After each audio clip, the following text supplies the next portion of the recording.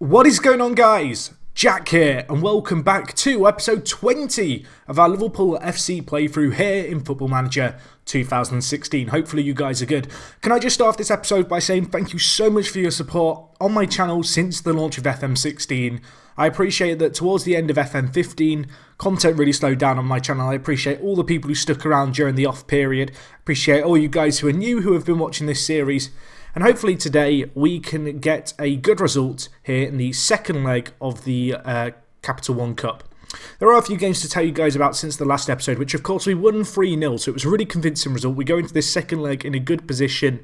As you can see, looking here, 4 games to tell you guys about, 2 of which are in the FA Cup. I guess we'll cover the FA Cup tie first. It was against Reading in the first round. The third round, our first round of competing in it, however. And as you can see here, the first leg was a 0-0 draw, which we probably deserved to win. I mean, Reading didn't have a shot on target, so I think it's difficult to argue they deserved to win. But we dominated the game. They actually went down a man in the 64th minute, but we didn't capitalise on it. You may notice looking at some of the players here, I rotated a little bit of the team, particularly in the final third, but really that's no excuse for drawing this game. We did, however, in the kind of replay, away from home, win in even more kind of shaking. I'm shaking my head as I say this. It was really unconvincing. We won on penalties, but you look at the stats here. It should have been won. It should have been easy, but it wasn't. And we relied on penalties, and the penalties were horrible to watch because we missed our first 2 penalties. Unfortunately for Reading, they missed 3 of their 5 penalties, so we went through. But yeah, it was a bizarre game. I'm shaking my head just thinking about kind of the whole game. As you can see, I rotated the team a little bit. You know, I really did play a lot of younger players, but regardless, you expect to win against Reading. Fortunately, things in the league have been a little bit more convincing. I say a little bit, very, very loosely, because as you can see here, a Daniel Sturridge 92nd minute winner got us a win against Newcastle, who of course we played today. This was a game that we played fairly well in. To be fair to Newcastle, they created their own opportunities and did a very good job. Our former man John Flanagan, who we sold to them not that long ago, was on the other side. However, his presence was not enough. And as I mentioned, Daniel Sturridge, 92nd minute goal. This was a great game though. With 70 minutes left, we were 2-1 down, made a few little tactical tinkers, and we came out victors, which was very satisfying. The only other result to tell you guys about, a win against Derby County. Nothing too crazy or kind of special about this. It was just a really good performance.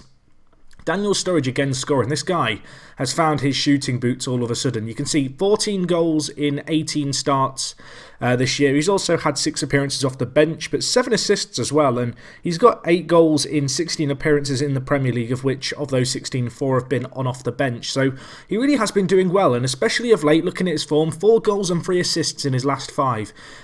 He's just been in great form, and him alongside Lacazette is kind of a dream, really. We have made a transfer that I'll tell you guys about. There's a few young regens who I'm signing. I'll talk more about them when they actually join the club. But the big transfer to tell you guys about is this guy here, Gino Peruzzi, the Argentine international. He's a right back. He joined us for £4.6 million from PSG.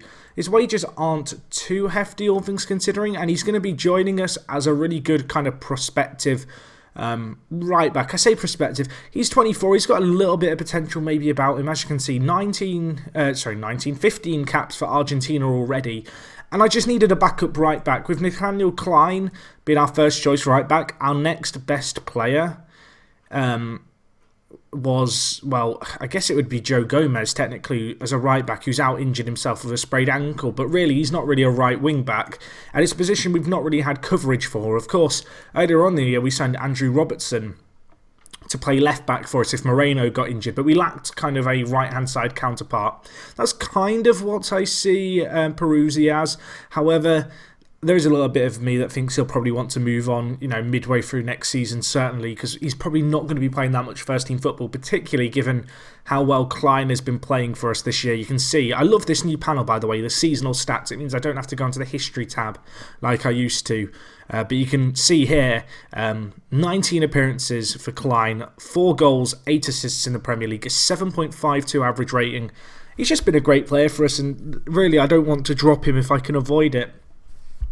So anyway, we do go into this Newcastle game in pretty good stead. Of course, We won the first leg convincingly. I'm just going to check my assistant's pick team here, but it looks pretty good to me.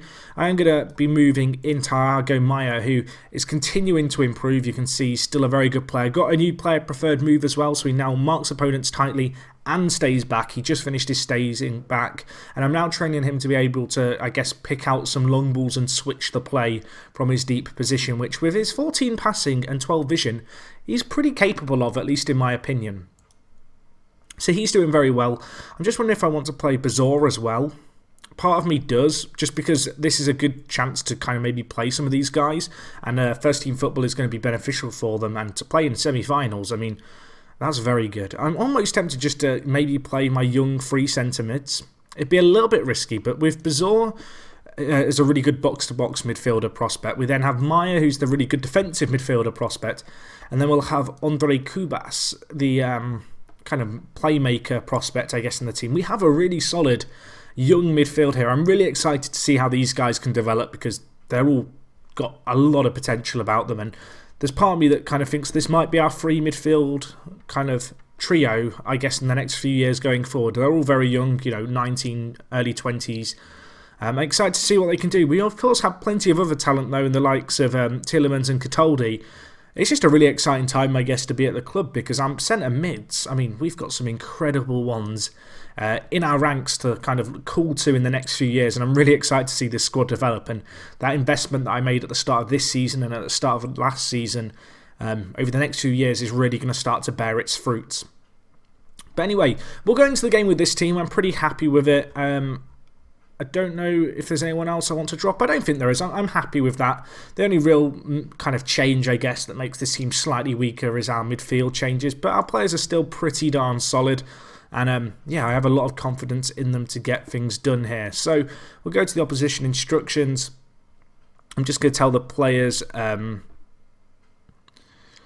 not to get complacent. I want them to stay focused. 3-0 up, it'd be very easy for us to just kind of have a bit of fun here, not take this game too seriously. But I want to keep our players focused. I feel like I see a lot of people, when they're managing big teams, and they'll be taking on smaller teams, and sometimes they lose against them, having beaten, another big team in their league the previous week, I guess, in fixtures. People really need to realise that complacency in Football Manager is certainly a factor. That if you've not got a very professional or determined squad, maybe you've got a few ambitious players, resolute players, they're not necessarily going to be focused on the match at hand, and they might underestimate the opposition a little bit. It's one reason why I really like to have kind of focused and very professional squads, and that's what we have here. That team talks work wonders. Kurt Zuma getting the goal for us 11 minutes in, getting his second of the year. Of course, his last did come from a corner too against Chelsea. If you somehow missed that live com, I think 2 episodes ago, you need to check it out. It was a great live com, but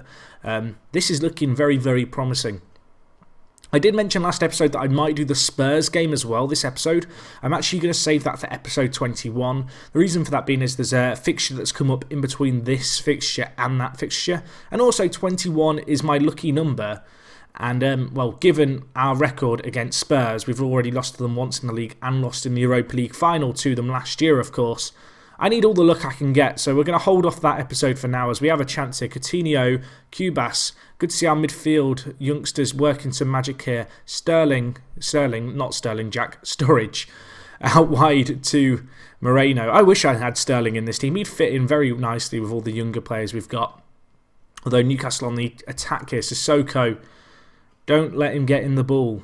Don't let him do it. We've let him get it in, but the keeper, Mignolet, fantastic save. Can we counter now? Go on, Lacazette. Lascelles on the cover. A good centre-back, Lascelles. I don't know if he's as good as he used to be, but in the last few FMs, he's been a terrific young English centre-back. He's signed for Newcastle in real life in recent years. Interested to see if he'll live up to some of the hype that I've been led to believe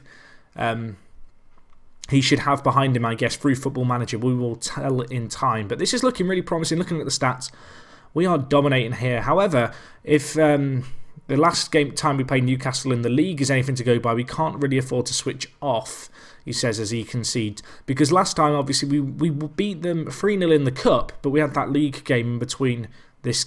Whoa, sorry guys, I don't know what happened there. My capture software seemed to just cut out.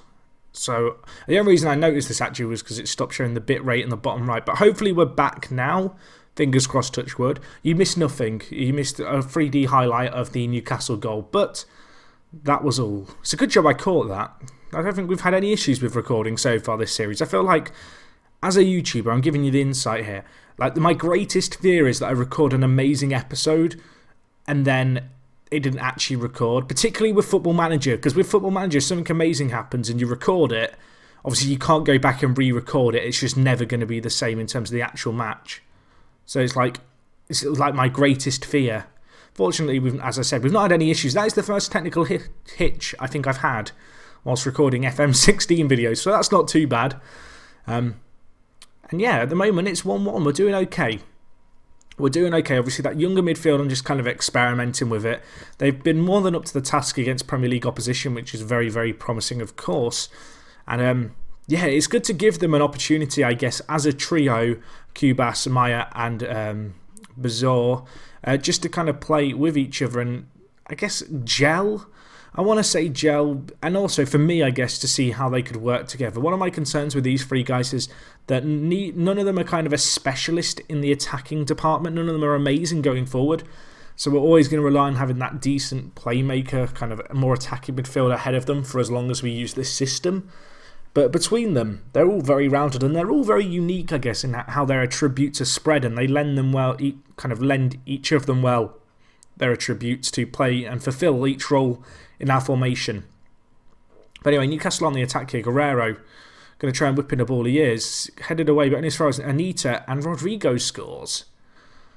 Well, it's 2-1 Newcastle on the night. We still win winning 4-2 on aggregate, but there's part of me now that's a little bit worried. The situation with this, just if it was to be a draw after regular time, I really hope it's not going to be. But I believe in the Capital One Cup, away goals are only used after extra time, which is a very odd rule, and I don't really understand it.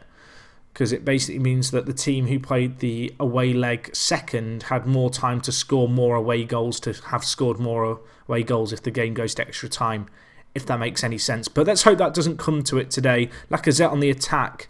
Lascelles came flying in, missed the tackle, but unfortunately for us, Lacazette unable to hit the target. There is 23 minutes left. I think we'll make 1 or 2 changes. Question is, where do I want to change things? Maya's not had the best game. Let's just bring in Witsel to play that centre defensive mid role. I never know, is it Witsel or is it Witsel? Witsel doesn't sound right. Witsel sounds a lot more kind of Benelux, I guess. But anyway, let's see how we get on here. That is Bellylux, Jack. Is it Bellylux? I don't know. Is that the name for the region that's kind of Belgium, Luxembourg and Holland? I don't know. Answers on a postcard. That's the first time I've said answers on a postcard in this Let's Play. That used to be my catchphrase. What happened to that? I feel like this game, because I'm confident that we're going to win, I can just go a little bit mad. As Coutinho, what are you doing, Philippe? That was an effort and a half. Nowhere near, but I mean, I can get behind those kind of long shots when they go in. But still 2-1 here. Still piling on the pressure, really. We've been the better team. I'm kind of surprised we're losing on the night, but thankfully this game is over 2 legs, so it's not going to be a smash and grab by Newcastle unless things go very much tits up in the last 10 minutes. Although we're on the attack here. Witsel, Coutinho, Fred through Sturridge. Probably should score their Darlow with a save for Newcastle. Interestingly enough, they're not playing Krull. I can only assume he's injured. I didn't notice anything on the team news, but to be honest, I didn't pay that much attention going into this game, given kind of the I guess the game preceding it, the 3-0 after the first leg. It's kind of left me that little bit complacent. But anyway, we mess up this corner. Are we going to have another goal? I feel like we deserve another goal at this point. I feel like to lose this on the night would be rather cruel when you look at the stats and the amount of chances we've had.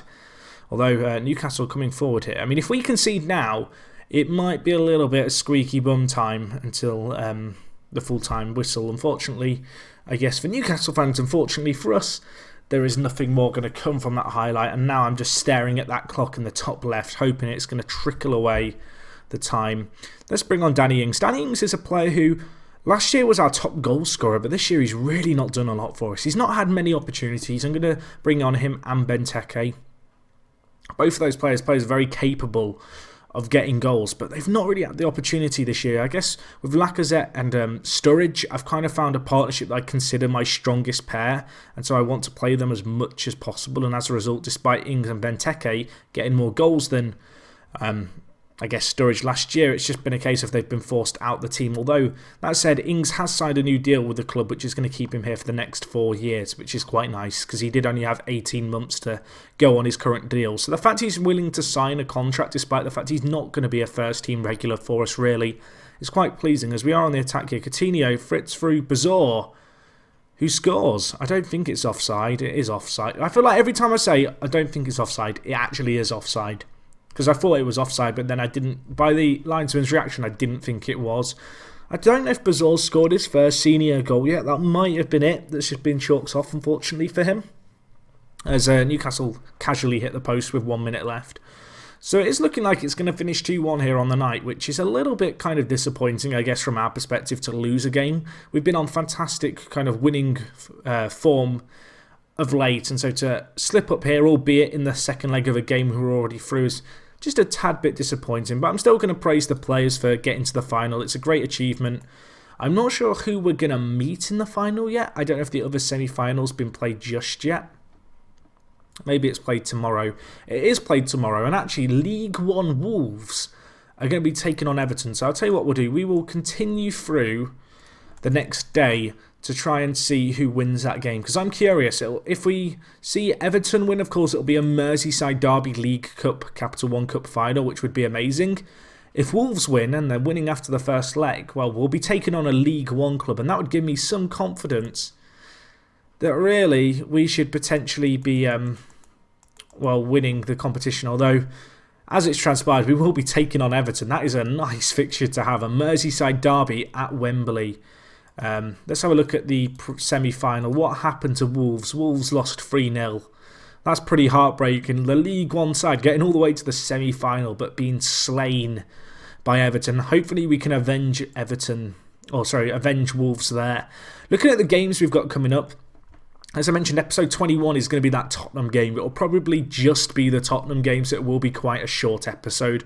But it's going to be a massive game in terms of shaping up the top of the league table. As you can see looking at it here, we have 2 games in hand on Tottenham, and we are 4 points behind them. So a win would potentially move us within 1 point of them with 2 games in hand, which could be absolutely massive. And you can see there's a little bit of a cushion now between ourselves and Man City in 4th, and even more so from Chelsea in 5th? Yeah, Chelsea in 5th.